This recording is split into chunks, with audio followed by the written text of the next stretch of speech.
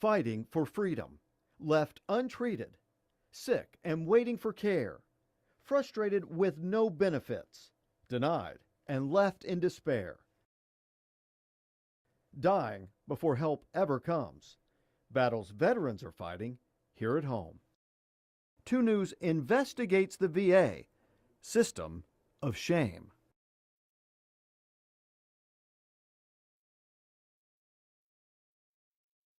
I'm Russ McCaskey. For the last 18 months, the 2 News investigators have been talking with hundreds of local veterans, working to help many get benefits and medical care, and investigating the agencies that are supposed to be helping them, the Veterans Administration and the VA hospital in Muskogee.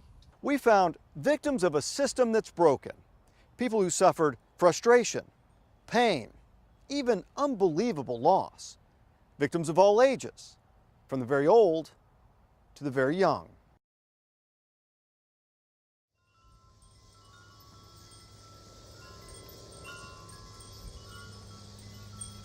Sephora Pendleton never got to meet Benjamin David.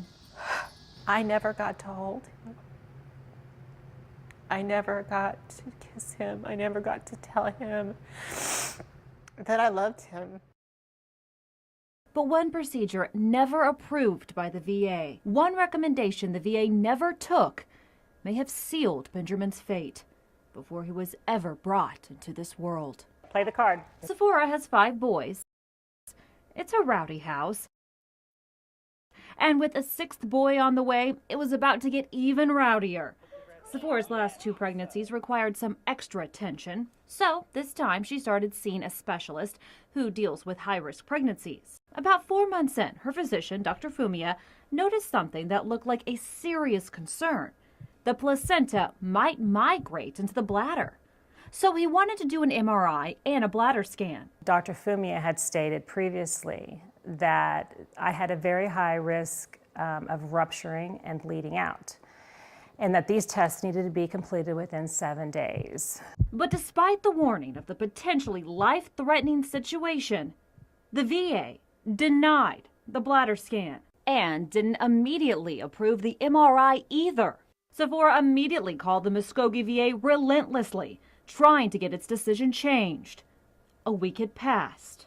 Still, the VA would not approve the procedure. I woke up just like any other normal day, woke up my children, get them ready for school. Then she went back to her room. As soon as my head hit the pillow, I felt a huge gush of blood. It was as if I had a water hose that was on full blast. The blood was from an internal tear, something doctors told Sephora the bladder scan would have detected. Sephora was taken to the hospital and ended up in a 6-hour surgery.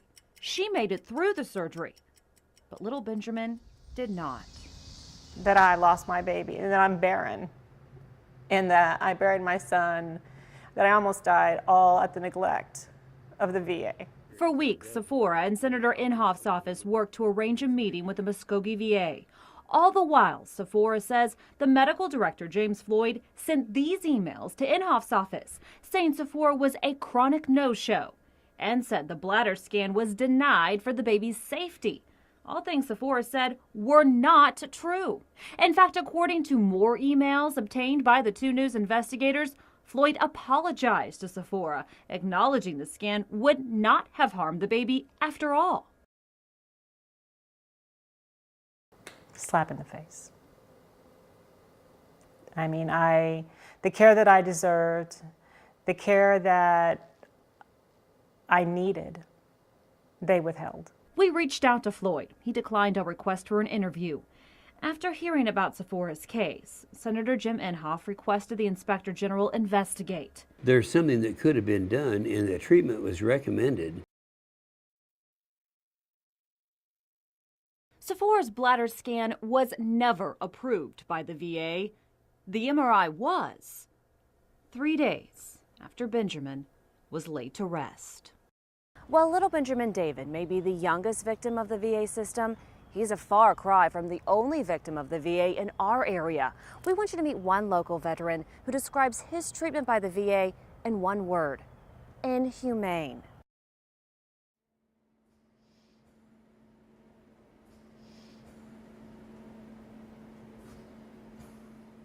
When we first met Monty, tubes were pumping life into his veins.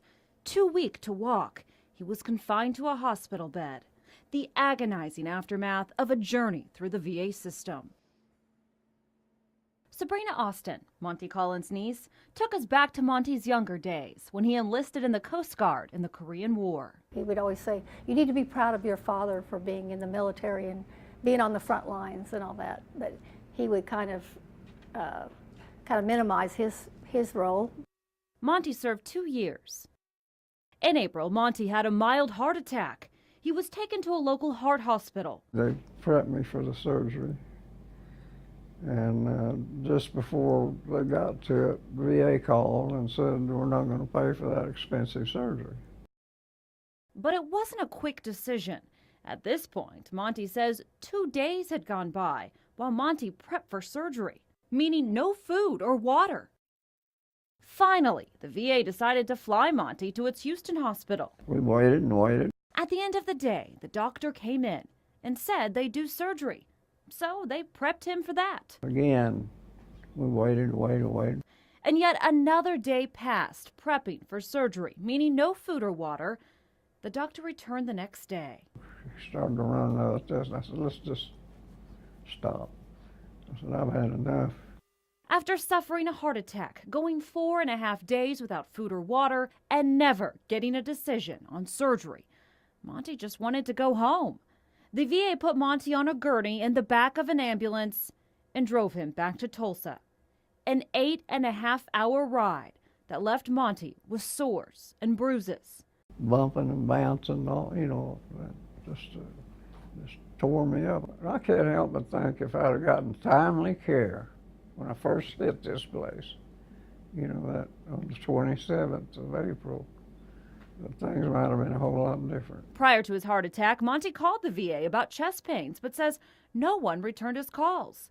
Monty isn't alone. The Inspector General is investigating cases of poor care in VAs across the country. There are 2 VA hospitals in Oklahoma, one in Muskogee, the other in Oklahoma City. A federal audit into the Muskogee VA revealed 200 patients waited 90 days or more to see a doctor, and 500 patients waited a month. The 2 News investigators sat down with Richard Crockett of the Muskogee VA to ask about Monty's case. Is that acceptable? You know what? No, it isn't acceptable. When we asked why the VA moved Monty to Houston after he was prepped for surgery in Tulsa, they said, Since we have those doctors anyway, it's cheaper for us to do it. It's more efficient. Cheaper, yes. But the VA says it's not about the money. In these particular instances, cost never comes up.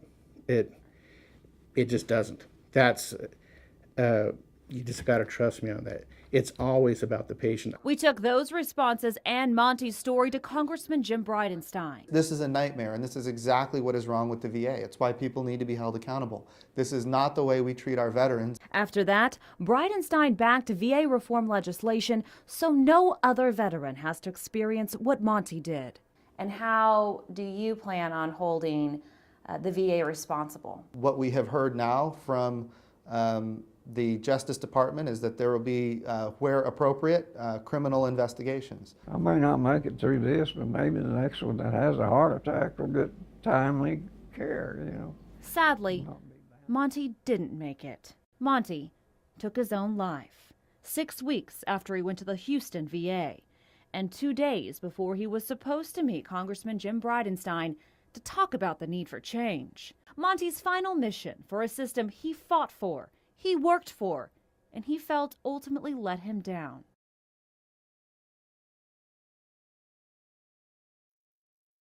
It's estimated that more than 1,000 veterans have died as a direct result of the VA's misconduct in the last 10 years. That according to a recent report from Oklahoma's U.S. Senator Tom Coburn. He spent more than 18 months looking into the scope of the problem and why it exists. There are more than 350,000 veterans in Oklahoma, men and women who put their lives on the line in service to our country. Thousands of them denied medical care or waiting for medical care that never comes. Even if a veteran needs emergency medical care like Monty Collins, their claims and procedures can get wrongfully denied. In fact, a recent study from the General Accounting Office found that 20% of veterans' emergency health care claims are denied when they shouldn't be, due to mismanagement, paperwork errors, and noncompliance within the VA system. To Oklahoma's U.S. Senator Tom Coburn, that's just the tip of the iceberg. The VA has significant problems. They have a significant cultural problem, but the biggest problem they have is they have no accountability. Friendly Fire, a 100-page report from Senator Coburn after he looked into issues at the VA. The highlights include $20 billion in waste and mismanagement that could have been spent providing health care and benefits to veterans. Criminal activity at the Department of Veterans Affairs, such as drug dealing, theft, and even murder. Keeping veterans waiting for months on end for needed medical care and covering up those waiting lists. And doctors practicing without a license. We suspect 10 to 15% of the doctors at VA have lost their licenses. So you can be a doctor who has lost your license and work in the VA. Not only has this cost veterans their care and in some cases their lives, it also cost you, the taxpayer. Coburn's report reveals the federal government has paid out more than $845 million for VA malpractice and wrongful death within the past 10 years.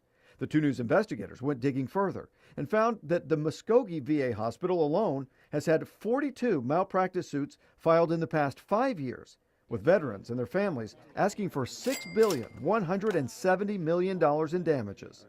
All of the money, the cover-ups, delays, and mismanagement are due to a problem in the VA culture, according to Coburn. We found an absolute culture of unaccountability, that people were more interested in protecting their jobs than taking care of the veterans who gave them the freedom to have a job in the first place. Veterans here not only fought for those jobs in the VA, but also our safety. Veterans aren't the only ones affected by the denials and delays at the VA. Families are too. Their stories coming up.